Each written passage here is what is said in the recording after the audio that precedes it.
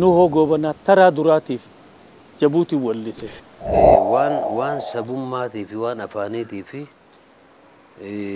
آرتي أورومورتي كريستان إسلاما ورغارين باهنو كن هوجي ربيتي واقعيو فادي بنو يجا جوسان أنا بجو كمان لو قبنا جريني ساقوتو أوروموف جراته إفي فنجرانه جريني كيس سعودية دك والله ساسون جالد بس بيا خنو جالد سيسا بيا خنو ياد سويسا يا بيا تو واهند أوروموفته واهند إسا أورومو دافده برسه دور ونني رتي إنسربين إنجرو خمير رتي إنسربيني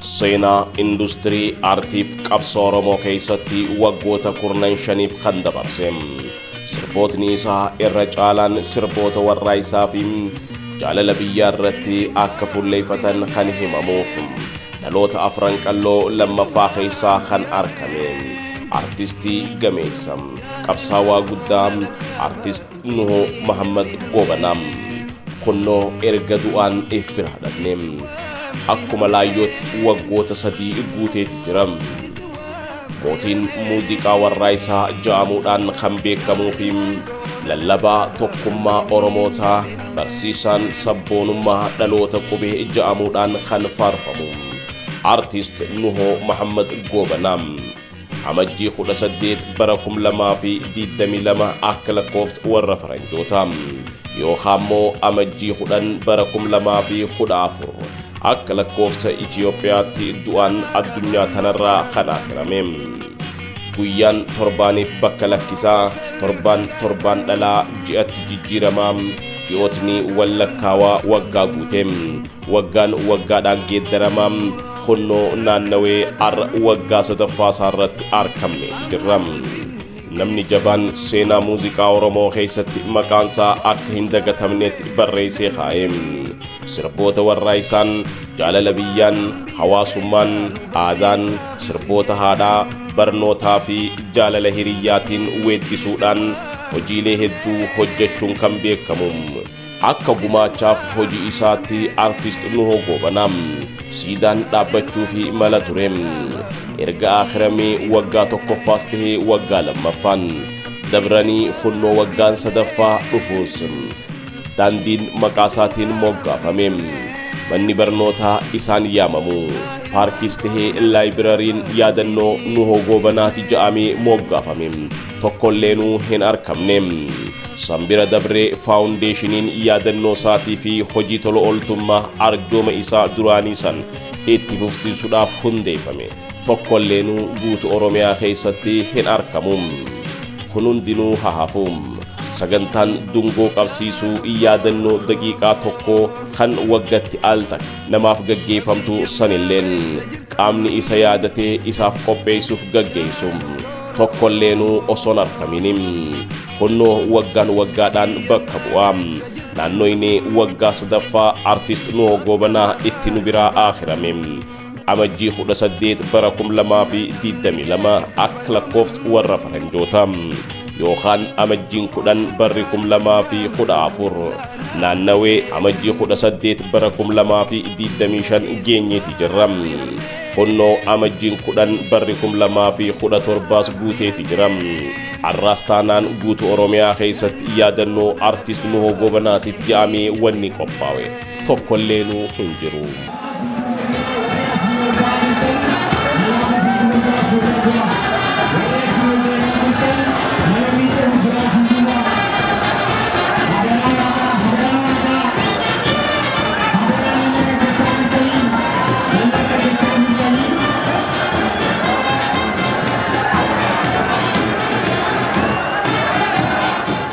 wanni biraa kan nama gaddisiisuuf naasisum haati warraa artist Nuho Gobanaa bultiidhaan waggoota 18 waliin jiraatem haati ijoollee lama deesseef ta'u waggoota 8 inni dhukkubsatee ol qabdee gaqqabdee dhukkubsachiistee yeroo inni akhiramu kabajaadhaan awwaaltee turtem adde Malikaa Aliidhaam waggoota lameen dabran erga Nuhoon akhirame boodam isinis dhukkuba kaansarii harmaatiin dararama turtem كنو قويا خلشان ترم عمجي سدي بركم لما في دي الدميشان أكل كوفس والرفرنجيم يوخان مدة دي الدميشان بركم لما في خلا ترب أكل كوفس إثيوبياتيم عدامتي آخر منسي خندقي هميم جولي لمن ولين دهن ناسون دعا أبا إساني تنكي سامبهن جولي عمرين ساني وقا خدا سديت هنكوتين دوتي هرمي ساني مو چباران بقا كابرا اتتهي تجرام جفتو جفتو نهان الدنيا نهان الدنيا أرمو ميكا جيرام أرمو ميكا جيرام نهان الدنيا نتوين جدو نجرا نجرا أرمو نهان نجرامي takumami umatarama takumami ani ninga madami sini naga machisani biru takuma ramo takuma wambira wani ni sinja unkabu namni jaban ogumma guddaa addunyaa teenya artiidhaan waggoota 50 ummata isaa sirnaan tajaajilaa ture sirbootni isaa ibbeentaa 70 tahan sirboota warraa isaa jaalala biyyaa akka tahan dubbatamuuf artisti ummata dhaamsi isaa sirnaan saba bira gahee Nuhoo Goobanaa seenaa artistoota Oromoo keessatti artistiin ummataan manni bitamee fi badhaasaan laatameef artistiin jalqabaa artist Nuhoo Goobanaati yoo jennee soban tahuun sababninis osoo lubbuudhaan jiru waggoota 13 dura gaafa biyyatti galee mana xiraa keessa jiraachaa ture hojii isaa fi olmaansaa waliin madaalle jechuun ummanni Oromoo waliif tumsee waan qabuun birmate artist Nuhoo Goobanaatiif mana bitee magaalaa Adaamaatti arjoomaan laateef jira. artist Nuhoo Goobanaa erga akhiramee waggaa 3 guutuus sirbootni inni hojjete kan baraan himmoo foyne dhalootatti dhaggeeffatamuu kan danda'an hojii dhaamsa guddaa qabu akka ta'eef hojiilee inni itti yaadatamu danuun akka jiru yaadannoo isaa waggaa 3ffaa sababeeffachuun namoonni qalloo miidiyaan dubbise bifa kanaan ragaa bahan gumaachiisaa namni isaan madaalamu hin jiru keessattuu roga qabsootiin qabsoo keessatti yoo dhugumaan gatteenyee sirba qabsoodhaa lakkooyne sirba qabsoo irratti hundaa'e taa kalama jennee lakkooyne Ali Birraaji abbaan fedhe Qamariinji nama feete akka nu hotti waa'ee qabsoo irratti enerjii isaa kara sirba qabsoo irratti deebisee olise hin jiru gama qabsootiin irraan hafne waan namni jiraachuu qabuuf jiraateeti mishina isaa bitatee deeme biyya kanu jaalachise isa biyya kanu yaadachisu isa yaa biyya too gaarii yoomumaan ijaansi arkaa ansi dhiise deemu xiyyaa halkanii guyyaan lubbuu too yakkaa kajuu kuni waa'ee biyyaa wani takka dhugaadha yoo wallifame yoo dhugaa haasoo dhugaa tokko yookaan seenaa dhugaa takka namni siimu jiraate imimaanti si qaba abbaa feeteef yoo bante sheekhi shariifiif yoo bante shayxaanaaf illee yoo bante ni booya maaliif jennaan riil waan isa keessa jiru dhugaan jiru san waan walliseef imimaantu ija si dhufe akkuma ammaa ana dhufeetti akkuma si dhufe kanatti maaliif jennaan fiiliingi inni biyyaa qabu sun dhugaa waan ta'eef dhugaan jiraatee du'e namni level inni itti jiraate fi haala inni itti jiraate ilaalee hin jiraanne ni dararame jechuu mala qaceeloo namni jiraate du'e nu hoodha qaceeloo namni jiraate jireenya kanarraa jireenya kaanichi dabre nu hoodha. Seenaa qabsoo Oromoo keessattis ta'ee seenaa muuziqaa Oromoo keessatti bakka guddaa qaba inni jechuudha. Warroota Oromoo fi Oromummaa tanarratti shoro guddaa tokko taphachaa dhaloota kana dhaalchisee akkasittiin fudhadha. Warroota dhaloota ammaa kana akka gabrummaa falmatan barsiise. Akka daa'imni yeroo lafarraa ol ka'u waan takka maatiin barsiisutti dhaloota ammaa kana akka gabrummaa hin fudhanne warroota itti lallabuudhaan dhaalchise. barsiise oomishe dhaloota kana oomishe akkasittiin fudhadhaa jechuudha artistii qofa otoo hin taane. Sirboota hedduun isa yaadadhaa ana keessaa sirboota lamaatu hedduu keessa kiyyatti kan dhagahamu fakkeenyaaf inni isin waamti harmeen yaa ilmaan koo na dhaqqabaa isiniin jetti harmeen ijoo wallahi ana biratti sirba qofa otoo hin taane ergaa guddaa tokko qaba sanii fi ammas yeroo hunda na mireessu inni illee ka booyaa sirbuu jira yaa qotee bulaa Oromoo mee maaluma badiin ta'e inni qotottaa nama jiraachistaa erga akkasii tokko qaba. Wallahi yadalatti godhe malee sirba natti hin fakkaatu. Sirba jedhee ibsuu hin danda'u. Hima wahii ergaa guddaa qaba jechuudha. Tokkummaa yaa ilmaan Oromoo tokkummaa. Sanuu jecha inni keessa fayyadame keessa kiristaana islaamaa wargar hin baafnu kun hojii rabbiiti waaqayyoof haa dhiifnu jecha jedhu san ana biratti dhugumatti bakka guddaa qaba jeetii yaada. Artist Nuhoo Gobanaa muuziqaa Oromoo keessatti gumaacha guddaa godhee jira. Maqaa qabsaa'ota Oromoo keessaa warra tarreessamee jiraatu keessaa isa tokko. Gumaacha guddaa godhee jira. Manni Oromootis isa akka inni gumaacha guddaa godhe kanatti manni Oromootis ijoollee isaa maatii isaa waan barbaachisaa ta'een cinaa dhaabbachuu qaban. Nuhoo Gobanaa jireenyi isaa guutuu Oromoof jiraate ifiif hin jiraanne jireenya isaa guutuu saba Oromootiif jiraate yeroo takka boqonnaa osoo hin fudhatin uummata Oromoo bal'aadhaaf jiraate Oromoon waan ammaan booddee jiru kana guutuu maatii isaa dagachuun qabu jeetii yaadu. Sirboota isaa yaa Faaxumaa yaa haadha Nuhooti kajoo kana baay'een jaaladha. Yeroo akka dagaatti dhageetti akkaan intervii isaa irraa dhagee yeruma sanitti halkanuma tokkotti walii qindeessee dalagee gadhiisee wallee kanaan hedduun isa dinqiifadha. Walleelee biraatis baay'ee qaba jechuudha.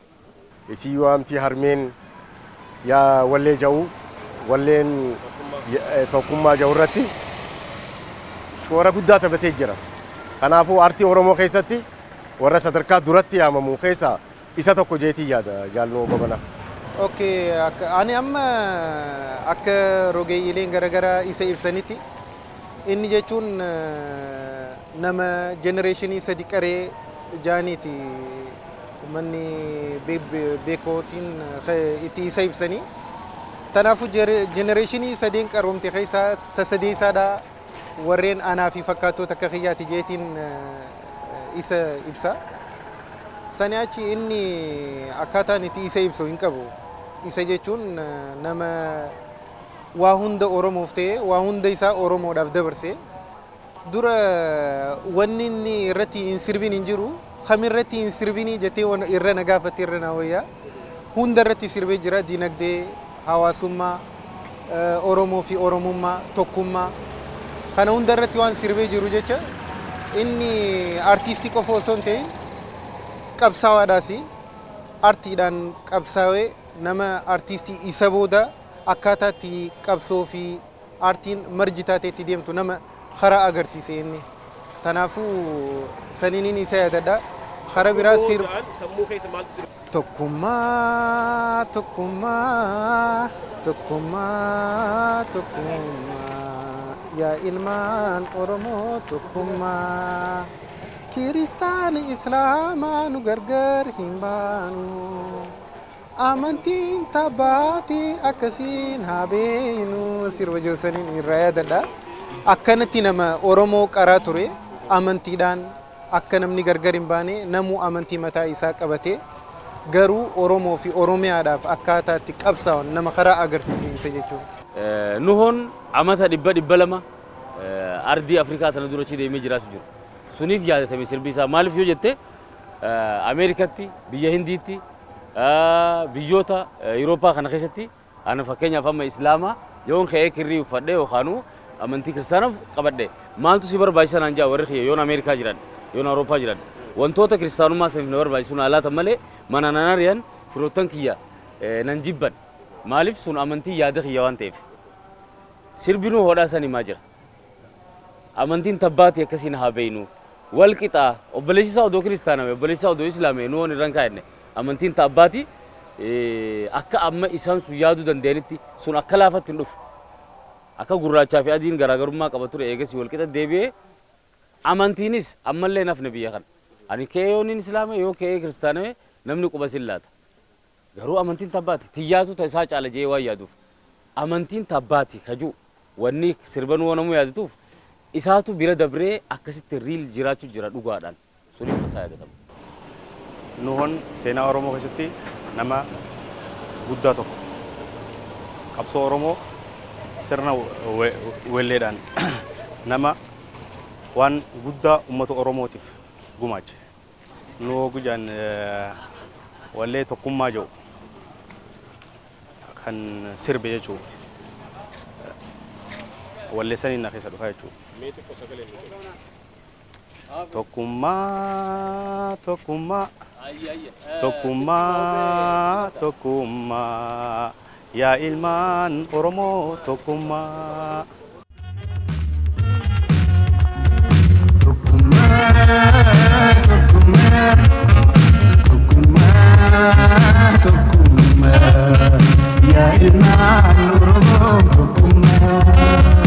Waggoota sadiin dura amajjii 18 bara 2022 akka lakkoofsa warra faranjootaa yookaan amajjii 10 bara 2014 akka lakkoofsa Itoophiyaatti magaalaa Adaamaatti kan aakhirame artistii gameessaaf qabsaawaa guddaa Nuhoo Goobanaa jalqaba bara 1940moota keessa magaalaa Dirree Dhawaa Qafiir Gandagaaraatti abbaa isaa Sheekh Muhammad Goobanaa fi harmee isaa Addee Faaxumaa Aadamirraa dhalate.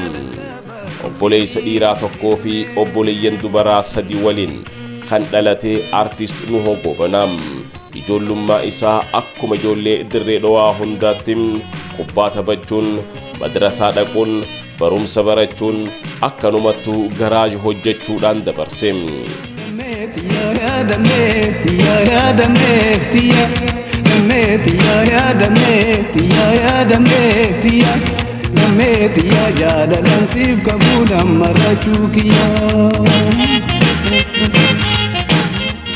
Magaalaa qabsoon artii Oromoodhaa itti jalqabame ona afran qalloo Dirree Dhawaatti dhalachuun isaa fi daa'imummaadhaan sochii hawwisoo agoobara afran qalloo jalatti baandileen akka urjii bakkalchaa hiriyyaan jaalalaa biiftuun ganamaa moskoobii fi kanneen kana fakkaatan geggeessaa turan arkaa guddate.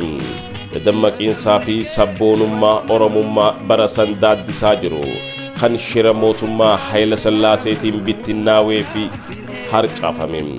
Xiiqiin onnee seente yeroo umriin isaa waggoota 14 gayu isaaf hiriyyaan isaa artist Hamidoo Muhammad waliin tahuudhaan sagalee isaanii weeddisuun sirba mataa isaanii jalqaban. Dubbiin hin taanem akkuma hangafoota isaanii obbolaa gurguddaa san sochiin isaaniitiis gurra mootummaa geesse. Fuudhee Hayila Sillaaseen hidhaadhaan karchallee buuse. Ji'oota jahan booda hidhaadhaa kan bahe artist Nuhoo Goobanaa sochii isaa hin dhiisne. Bahanii osoo hedduun turin sirni mootummaa hofuun mootummaan haaraa humna waraana dargiidhaa bakka bu'e. Dubbiin tan tolte sehanii artist Nuhoof hiriyyootni isaa waliin tahuun bifa haaraan sochii eegalan. Inumaa kiraara tolfachuun dibbiidhaas bitachuun manaas kireeffatanii kophaa bahuun hojiilee artii afaan hindiirraa Oromootti deebisuun akkanumattu sirboota hiriyyoonni isaanii gurguddoon sirbaa turan bifa shaakalaatiin jalqaban. Dubbiin hin taanem osoo hedduun turin ammaas mootummaan dargii humna waraana isaa ergee fuudhee bittinse. Hidhaa fi reebichi itti hammaate. Gidiraan artist Nuhoo Goobanaa ijoollummaadhaan reebichaaf hidhaan itti deddeebite. Yoo kana garaa waa dhale haati isaa Addee Faaxumaa Aadam yeroo sanitti gabaa guddaa Dirree Dhawaa Qafiira keessatti kuduraa gurguruudhaan beekamtu. Osoon jaalatiin ilma isii qaalii tokkicha qixxee homaa harka diinaa bu'ee qaxara caburra ija jalaa fageessuu filatte. Waa hellaniif hiriyyootasii hojjetan waliin mari'achuun Nuhoo Goobanaa osoon jaalatiin ummaasaan akka gargar bahuu dirqisiiste. Bara 1968 akka lakkoofsa warra Itoophiyaa ture. Biyya isaa lakkisee armee isaatiin gargar bahee gara Jabuutii imaluun jireenya baqaa kan jalqabe. Nama arku nadura mulata nama arku nadura mulata hayyuutu siyaati yagaraa. Sinsinnii fi dalagni aartii keessatti unkurame sabboonummaan onne isaa dhadhawaa jirtu biyyaa bahee Jabuutii qubatee jiraatus nu hogoobanaa lakkisuun dandeenye hiriyyaa fi waahila achitti wal arkee wal bare Elemoo Aliifaa waliin akkanumattuu wallisaa hangafa isaan dura achi ture Shaafii Abubakar faa waliin Jabuutitti qindaa'uun sochii isaa bifa haaraan eegale sirba isaa jalqabaa qeenxees ta'ee albama isaa duraa Jabuutitti akka baase kunnoo hangafni isaa 50 shubbisaan akkanaan ragaa baham. Nu hogoobanaa ijoollee biyya takkaati. Inni ijoollee qafiiraati an ilma laga harreeti. Gaaraa ganda biiftuu ganamaati. Gandi laga harree ganda asmar laga harree gandi laga harree ganda tokkummaa jaalalaati. Ammoo biitii Maskoof nuun jetti. Nu hogoobanaa taraa duraatiif Jabuutii wallise.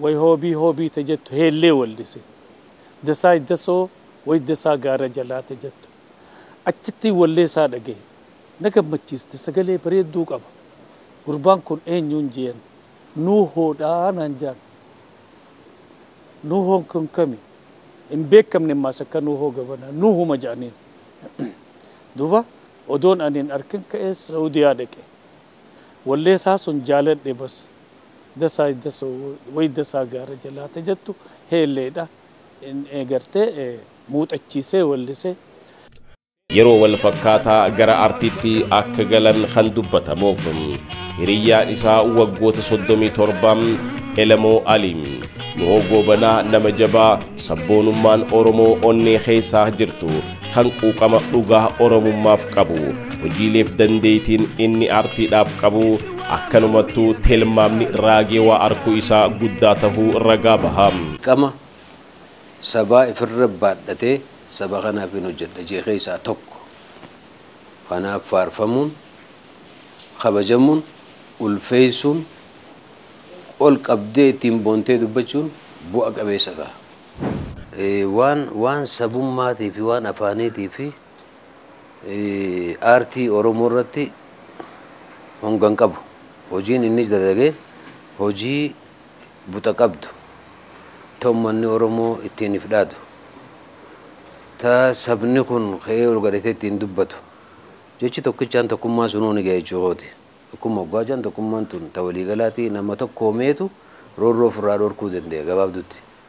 Kanaaf kallattii sun keessa eegaa wanni adda addaa haa jiraattu malee guutummaadhaan irrina anaas tahee kaanis guddaan keenyaas namni silaa jiru hundi irrina hin qabne hin jiru. Akkasuma waliin ammoo murannoo qabaachuudha ta gola sun si geessitu. Kanaaf carraaqqiin nuuhoon aartii Oromoo keessatti hojjete guddoodha laayyoo miti. Kanaaf dirqama isarra jiru ijoollummaa irraa kaasee asiin ga'ee ifaajjii guddoo godhee kabajaa fi jaalala guddoo qabnaa fi ni imalmaanaa biyya isaaf ummata isaa jaalatum artiist Nuhoo Goobanaadha. Afaan dhaloota isaa afaan Oromoo malee afaan Amaaraa, afaan Somaalee, afaan Arabaa, afaan Faransaay fi Ingiliff bareechee dubbachuu kan danda'u yoo ta'u afaanota afuriin weeddisuu nama danda'eedha. Afaan Oromoo malee afaan Somaaleetii fi afaan Arabaa akkanumattuu afaan Amaaraatiin sirbeeti jira. Oromoo Sudaan أخوان أخوان نحن مخوتنا من زمان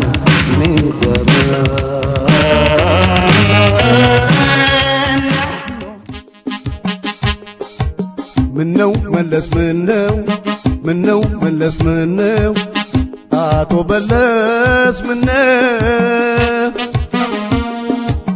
منو ملس منو ملس منو آتو ملس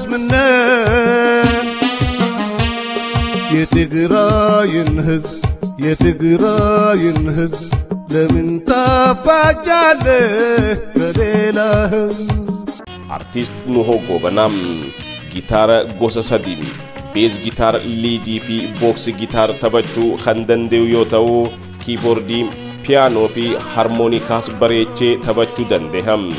Qindeessaa muuziqaa walaloof jedaloo uumuudhaan daaddaa kan hin qabne gara laafeessa nama akka tureef nama imalmaanaa ummata isaa jaalatu bara jireenya isaa keessatti Oromoodhaaf nama waan guddaa hawwaa ture ta'uu isaa sirna awwaalcha isaa irratti kan argameef waggoota 35f hiriyyummaa kan waliin qabu artist Qamar Yusuf akkanaan ragaa baheef ture. Amata dheeraa amata hedduu amata 35 ol qabsoo waliin goone. Yeroon ani isa beeku keessatti nuun takkaa firasaa warrasaa ilmaansaa hin jenne guyyuu bilisummaa uummata Oromoo wajja nama mo'amee mataan qabamee jiraachuu danda'u miti. Daangaa Oromiyaa jaa, eenyummaa Oromoo jaa, afaan Oromoo jaa, aadaa Oromoo jaa.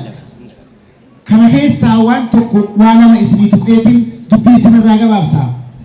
Gaafa Xaaliyaan Rooma keessa hojii turre obboleessa kiyya Elemoolleen asuma hojii jira.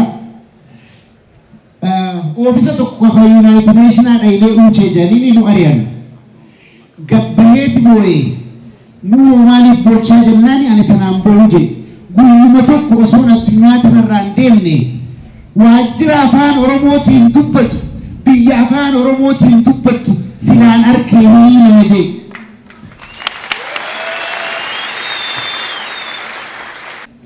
Bara 1991tti poolis kibab gullallee gaafa waraana nutti bananii xiyyitiin mataa isaa gubbaa dabraa turte silaa gaafas du'ee arranoon waan ammaan tana harka kana hundan arkuu jechuudha. Asiin ga'uu isaatti isin gammadaa jechuudha.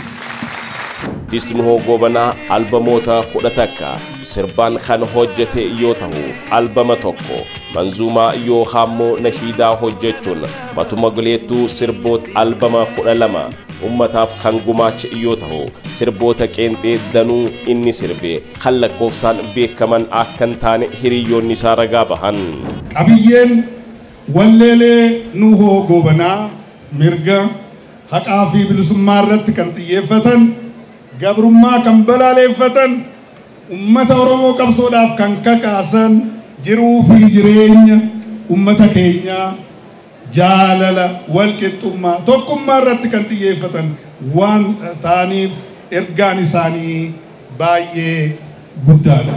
Jireenya baqaa biyyoota garagaraatti naannawee Jabuutiidhaan takka je'ee jalqabee Yemen Saa'udii keessa jiraate. Ijiptiif Xaaliyaan Kaanaadaaf Keeniyaa keessa jooruudhaan jireenya isaa kan jiraate artist Nuho Gobanaan bara 2000 akka lakkoofsa Itiyoophiyaa irratti ture gara biyya abbaa isaa kan gale. Waggoota 13 biyya abbaa isaa keessa jiraate jijjiirama Oromoon arra irra gahee kana arkee waggoota 8f dhukkubsatee dararame. Amajjii 18 bara 2022 akka lakkoofsa warra faranjii yookaan amajjii 10 bara 2014 akka lakkoofsa Itiyoophiyaatti magaalaa Adaamaatti akhirame. Sirni gaggeessaan hawwataa fi miidhagaan sheekii fi qeesiin irratti argamanii bifa kanaan gaggeessuun sirna awwaalchaa cidha fakkaatuun Oromoon dhaammate. Nuhoon artistii ummataati. Qabsaawaa guddaadha. Sirboota warraa isaa sabboonummaa Oromoo nama barsiisan kan jaalala biyyaa dhuka keessa onneetti nama dhimmisan hedduu hojjechuu dandeheeti jira. Mata dureelee garagaraa irratti weeddisuun artist 50 shubbisatti aanee waa'ee haadhaa artistiin sirbe. Inni lammaffaan Nuho Gobanaa akka ta'e seenaan mul'isa. Yoo kulleeyyaa haadha Oromoo na dhageessa. Atee kulleeyyaa intala Oromoo na dhageessa. Dhiira wajjin duulaa jiran biyya keessa.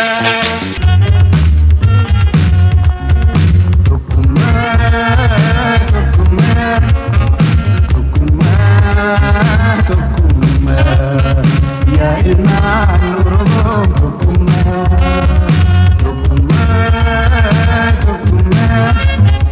tokkummaa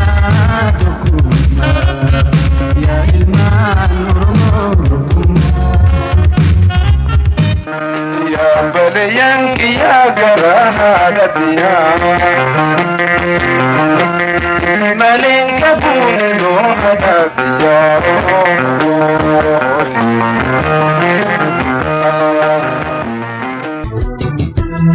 Mulato, tira la venta, punto, tira la venta, sumato una paisa. Tuuti aadaadhaan ilmi namaa dhalatee jiraatee du'uun uumama waan ta'eef namoonni akhiraman namoonni jajjaboon gurguddoon akka artiist Nuhoo Muhammad Goobanaa saba isaaniitiif jiraatanii hojjetanii dhaloota barsiisanii yoo du'an hojiileen isaanii yoo mara qabrii olitti hafee akkanaan seenaadhaan yaadatamaa nama jiraatudha. Kanaaf artiist Nuhoo Muhammad Goobanaa arraas tahu lubbuu isaatiif rahmatam firaaf aalii jaalattootaa fi dinqisiifattoota isaatiif jajjabina hawwinam miiluma kanaan haati warraasaa guyyaa 15 arraan tanaa tan akhiramti waan taateef ijoolleen isaa lameen biyya keessatti hafan maatii malee adaamatti facaanii akka nafneef Oromoon yaadatee bakka jiru birmatee akka isaan utubu gamanumaan dhaammachuu barbaannam. Akka waliigalaatti garuu sanamoota gurguddaa akka artiist Nuhoo Goobanaa dabalatee gameeyyiilee keenya hedduu du'aaniif biraa dhabne yaadachuuf maaltu godhamuu qaba isa jedhu namuu bakka jiru itti yaaduu akka qabu dhaammachaa qalloo miidiyaan sagantaa yaadannoo waggaa 3ffaa artiistii gameessaaf qabsaawaa guddaa Nuhoo Goobanaatiif walii qaqqaxaaddanne dhaamsa dargaggeessi nuti dubbisne nutti mee kana isiniif jabaa jennee adda baanam. Dhugaadhaa namni kuni akkaarreef sun jetti nama enerjii isaa sirriitti fayyadame